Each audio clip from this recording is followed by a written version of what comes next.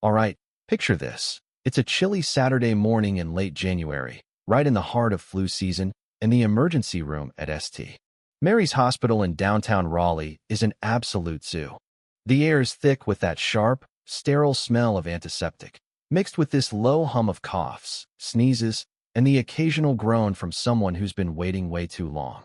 I'm sitting there, clutching a crumpled tissue, my throat burning like I swallowed a cactus, just trying to breathe through the fog of my fever, when the glass doors fly open with this dramatic bang like something out of a movie. And in storms this woman, heels clacking on the linoleum like she's on a mission, cutting through the chaos straight for the reception desk. Her name, I'd later learn, was Vanessa, but in that moment, she was just trouble. Let me back up. I'm Jake, just a regular guy who woke up feeling like death warmed over, dragged myself to the ER, and now I'm stuck in this packed waiting room, surrounded by folks who look as miserable as I feel.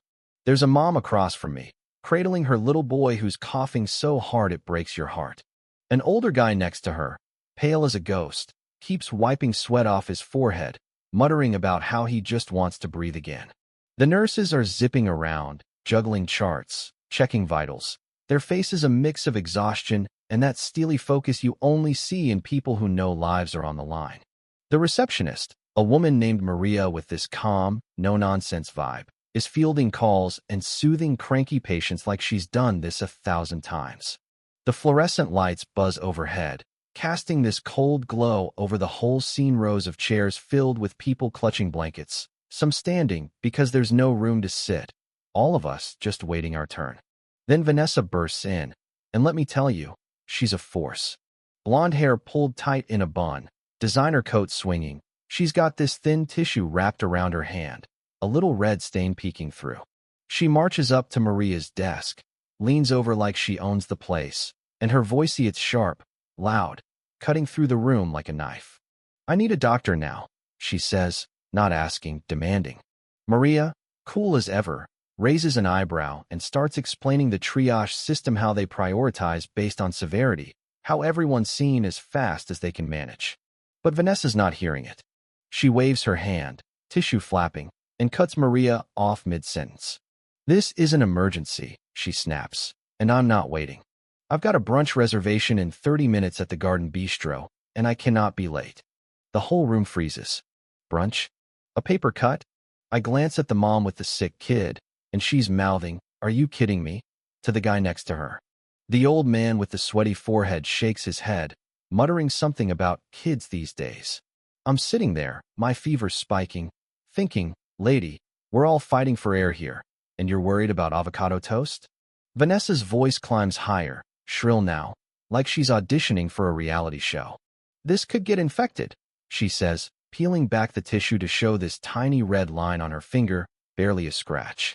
"I could get sepsis. Do you want that on your conscience?" Maria, bless her, keeps her cool, repeating the triage spiel, but Vanessa's having none of it. She's pacing now, heels clicking, waving her arms like she's conducting an orchestra of her own outrage. "I'm a paying customer," she says, "and I have rights. You can't make me wait with all these sick people." That's when the mood in the room shifts. It's like a wave of annoyance ripples through the crowd. The mom with the kid shoots a tired glare at Vanessa, whispering to her neighbor, "Really? A paper cut?" A young guy clutching his stomach, looking green from whatever bug he's got, leans over to his friend and says, "She's serious right now?" Even I'm starting to feel my blood boil, and I'm too sick to care about much. But Vanessa's not just loud, she's relentless. She starts throwing out threats. She'll sue the hospital, she'll call the news, she'll blast them on social media. "I'm being discriminated against," she says, "because of my status. I have a reservation, and I will be seen."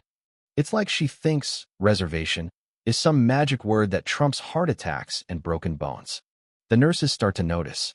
One of them, a tough-looking woman named Sarah with a clipboard and a no-nonsense stare, edges closer, sizing Vanessa up like she's deciding if this is just drama or a real problem. Maria, still calm but visibly tired, calls for backup over the intercom, her voice low so she doesn't make a scene. Meanwhile, Vanessa's performance is hitting new heights. She's practically shrieking now, demanding a private room, an on-call doctor, the hospital administrator, someone who can bend the rules for her. She clutches her side, all theatrical, claiming she's dizzy, might faint any second, though her flushed cheeks and wild energy say she's nowhere near collapsing. I catch Sarah rolling her eyes, muttering to another nurse about entitled folks making our day harder. Then the security guard, a big guy named Tom with this calm, commanding presence, steps in. He's not threatening, just steady, like he's seen this 100 times. "Ma'am," he says, voice low but firm. "Let's talk this out quietly. The ER's for serious emergencies, and we need to keep things calm for everyone." Vanessa scoffs, waving him off like he's a waiter who got her order wrong. "You don't get it," she says, voice trembling with rage. "This is a crisis. What if I miss my brunch? What if I get sick from sitting here?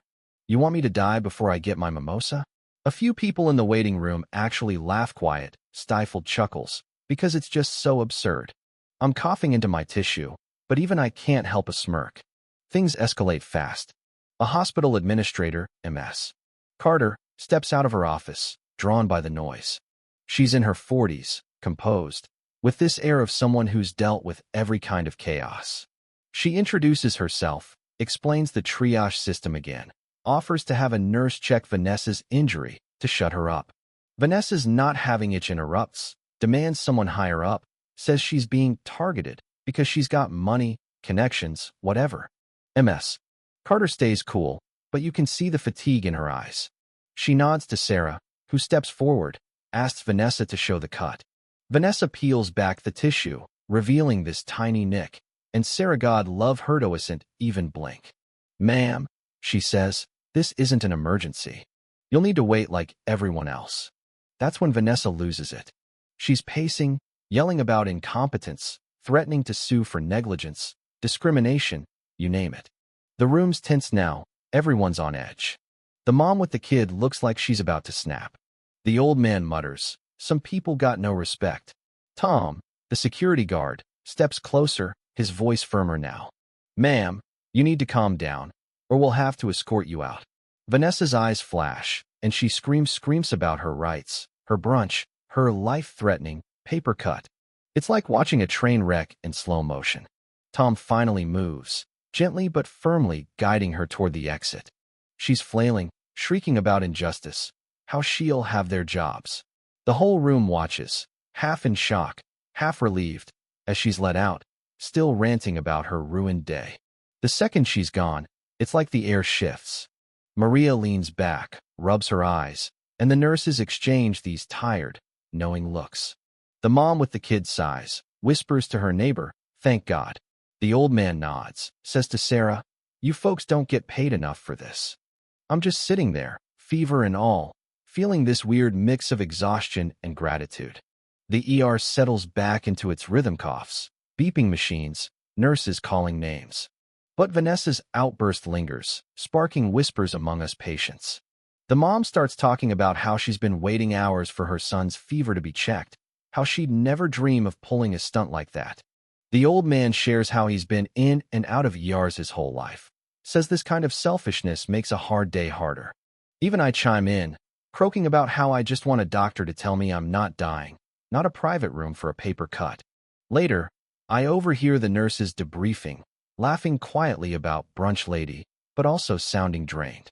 Sarah mentions how these moments test your patience, how you've got to stay kind even when someone's screaming in your face. MS. Carter, back in her office, is already planning a staff meeting to talk about handling high-maintenance patients without losing your cool. It hits me then. This place, this chaotic, sterile air, it's a lifeline. It's not about who's loudest or who's got the fanciest reservation. It's about need, about fairness, about people like Maria, Sarah, and Tom showing up day after day, dealing with flu season and entitled Karens, all to keep us breathing. As I finally get called back, my fever's still raging. I'm thinking about Vanessa, out there probably tweeting her Miljoen story about the hospital that wouldn't bow to her brunch plans. And I'm thinking about us, the ones who stayed sick, tired, but patient, knowing this place isn't a restaurant, it's a sanctuary. It's messy, it's human, and sometimes it's absurd, but it's real. So what do you think? Was Vanessa just having a bad day, or was she way out of line? Have you ever seen someone pull a stunt like this in a place where it just doesn't fit? Drop a comment. Let me know where you're watching from. And if this story hit home, give it a like, share it around. Let's talk about what's fair, what's right, and how do we keep the balance when the world gets this wild.